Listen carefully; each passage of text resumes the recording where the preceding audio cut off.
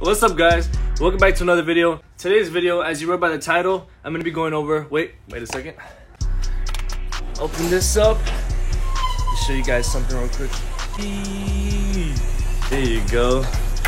Today, guys, pretty much I'm just gonna be going over things. If you're in the market for a G35, I'm gonna be going over what things to look for in the car, you know, because there's quite a few things you gotta look out for, and they could, I mean, some of them are minor and not too bad, and it won't cost you your pocket so much, but some of them can lead to like big time problems. And I learned, I guess in my case, I kind of learned the hard way, not too much, but I'm gonna try informing you guys on a few things about these cars.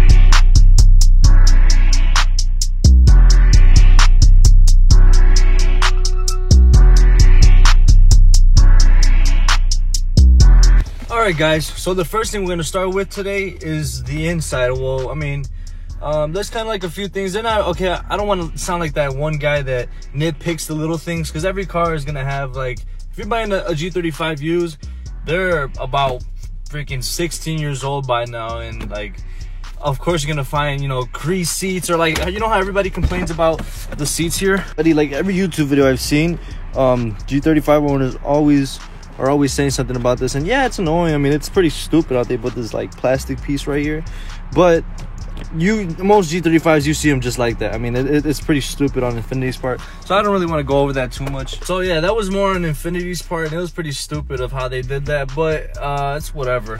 But the first thing I want to start off with is the gas gauge. So I know a lot of people, I'm not the only one that has trouble with these gas gauges, bro. Like, they go out of nowhere. The way you find out is literally your car shutting off on you in the middle of the street, and that's it. Like, you got to find a way to, you know, get a jug and put gas. So yeah, like I'm saying, you won't really know when the gas gauge goes out until your like fuel goes out, I guess you can say. So that's how I found out. Whenever also another way I noticed was whenever I would fill it up, it wouldn't actually go to full. So that's a big problem. And I mean, as soon as you notice that, the first thing you got to do is just check your mileage. For mine, I know like 215 miles, I'm already going to fill up. Like, that's on E pretty much. So I would just do that, you know, just mess around with your car until you find out what's wrong with it. But yeah, there's two. Well, you have the fuel pump, and then you have the fuel sending unit. And they both have floats, which is confusing. You know, if you tell somebody, a mechanic, like, oh yeah, my car's a fuel gauge is not reading right, the first thing they're gonna think is the fuel pump, because of course, like, that's a big deal. So what I would do is change the fuel pump and change the sending unit on the driver's side. I'm not sure about sedans. I'm pretty sure it's the same thing. It knows that the coupes have two. I don't know if it's the same for G37. So if you're watching, you have a G37. I'm sorry, I don't know too much about G37s, but I'm sure they're the same. They shouldn't be too different. So first thing you want to do is lift your back seats. I know my car's a little messy. Then, as you can see, I already have my rag down here. That's the fuel pump. This is the passenger side. So, and then the driver's side, there's another one over here. You have to, I would just change both of them. If you're gonna do that, if you're having problems with your car. So yeah, with those, I would just change both of them. So I made the mistake. It's not really a mistake, but everyone's gonna do it. You're gonna automatically assume it's the fuel pump. It could be the fuel pump. It could be the sending unit could be fine, and the fuel pump can be bad. So that's where the situation gets tricky, and why it's better to just buy both.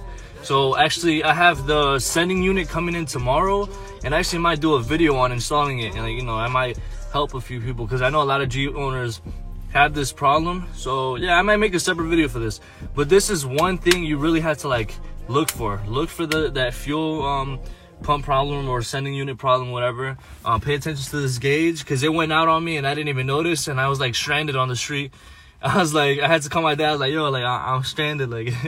But yeah, that's number one. All right, so another common problem, and I'm gonna come down here, is suspension. The suspension in this car, the car is low and the parts are aluminum, so they're a little I guess to make the car like not so heavy or whatnot, or easier to move or whatever, because I guess they're like track cars.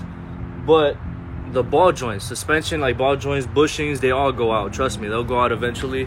And if you're lowering this car like I did, I don't have it too low, they'll go out, trust me. See, like my car's not that low, but I do have it on adjustable coilovers. I didn't want it too low because of the winter, but I do have one bad ball joint. Make sure when you're buying a G, you check out the suspension components or whatever.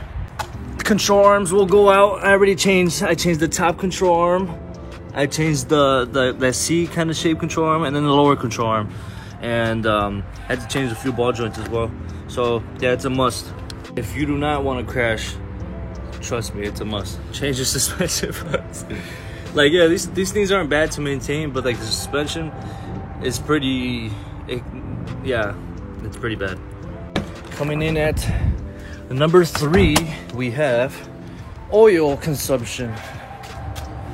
No surprise for a G35 or any VQ, even if you have a Maxima. These things will drink oil. It depends though. I mean, I haven't been doing too bad. It's kind of too early to check my car. It's still hot. But yeah, it can get bad. You have to. I'm always keeping at least a quart on me, just in case if I'm driving, I'm cruising to the city, and I know I gotta add at least half. I'd rather not be one of those VQ owners that lets their motors go out. So oil is a big part in this. It's just as important as gas. You're not about to go anywhere with no oil. You're not gonna go anywhere without gas. So it's oil. Keep on track of the oil. Yeah, it's pretty dirty in here. I haven't cleaned all that. Just, yeah, keep on top of that oil. If you don't check the oil, bro, this motor will go faster than, I do not know. Trust me, it'll go real fast. You'll turn around one day and all you're gonna hear is da, da, da, da, da, da. There's plenty of videos for you guys to see out there. A lot of VQs just parted out because of that. So yeah, that's a big one. All right, here goes another one. Back into the interior. So this is VDC. I might be the only one to have this problem. I hope not. But so I had this steering wheel problem.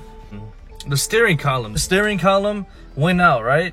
So then I got that. The steering column's not the problem. So if you do have steering wheel problems, I actually don't know too much about steering wheels, but that could be it. So I did have, my steering wheel was like, I felt the whole weight of my car. Like I didn't have no power steering. Like it was heavy. So I just changed that. It was, the steering column was so bad, like it was rusted, because I guess like water and stuff was hitting it. Salt, due to the state I live in, we use hella salt for snow. I got that fixed, and then obviously had to get an alignment because my steering wheel was like this. This is straight. So I did that, and when I did that, whenever I turned my car and put it in drive, it would like jerk, like the ABS would kick in, or like traction control would kick in. So I'm like, what is wrong? And then I figured it out. In order for that to stop, I had to turn my car on, turn the wheel all the way to the left before I hit it on drive, or else I'd be like freaking, it's not like I was burning out down the whole road. Like, my tires, my wheels would lock. So yeah, that's how I would turn that off. Like, so my dash right now, so you see the dash right now, it looked like that, normal, the lights were on, drive, whatever, mileage. But then if you know about G's and you watch videos, there's this button right here that says VDC. So VDC, if you click that button right there, it turns it off, and then you'll see VDC off, and then you'll see slip, which, the slip sign is just to let you know your car's slipping. And that would come up. That slip light and VDC would like blink while my car was locked. So I'm like, bro, like, why is this happening? I checked all the fuses, nothing was wrong. And then I was like, okay, where's this VDC little module thing at? And I actually I don't feel like taking it apart. If you look right here, you got to take all this off. This, you don't have to take it off. You just open this up, and this will just pop up like this. Obviously, you have to take your shift knob thing off, and it's purple. It's in there. All you have to do is disconnect that, and when I did, my VDC and slip lights stayed on, but I never had no problems. And yeah, that means that you don't have traction control at all. But honestly, I feel like the car drove better without traction control. I just like feeling in control. Like, especially in the snow, I mean, I guess it would have been better. But it would make this stupid noise, and it would make my brakes feel so dumb. Like, it didn't do my car any good, to be honest with you. Like, not these cars. I've been fine. I'm not a mechanic, guys. Don't listen to what I'm saying. But oh yeah, like I'm about to go do that. Like, no, I'm not a mechanic, but I'm just telling you how I fix my problems. But yeah, these are, if your G is having this problem, or the G you buy suddenly has that problem, then that's all I did. I literally, all you have to do is open this up, and it's gonna be right there. It's a little purple thing all the way in the bottom. and then I unscrewed it and then disconnected it, and then boom, I turned my car back on, and then it just said VDC off and then slip. So I'm starting the car on, boom, and it looks like that. It just stays like that. I mean, I don't have any of these other you know, things here, but it just stays like this. It just says VDC off and slip. Yeah, it was weird. I was like, bro, like, it started to make me so mad. Like, I wanted to crash this car so bad into a pole. It wouldn't let me go past 5 miles per hour. My car was like locked. So yeah, that's how I fixed that problem. Yeah, I don't want to ruin your dream. If the G35 is your dream car, go for it, because these cars are so fun, man. Like, I can't complain. This car, you can make them look decent just with a front bumper. Like, that's pretty much all. My car's pretty much stock. I'm not even gonna lie. Yeah, these cars are amazing, man. They're reliable. I can't really complain. I mean, the car is 16 years old and it hasn't done bad. So for being 16 years old, not bad at all. Yeah, like the rust spots, I am starting to get a little bit of rust right here, up here, but like I said, all due to the salt and all that out here. But yeah, guys, this is it. Oh, this is what I love about it, bro. The headlights. Yeah, guys, I hope you enjoyed the video. I hope it helped you out with buying, like, if you're looking for a G, to look for those things.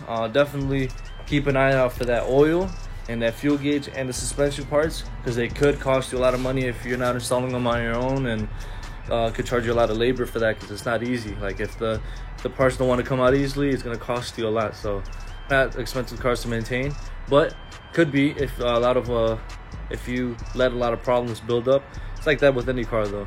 So make sure to like and subscribe. Hope you guys enjoyed, and I'll see you guys in the next video.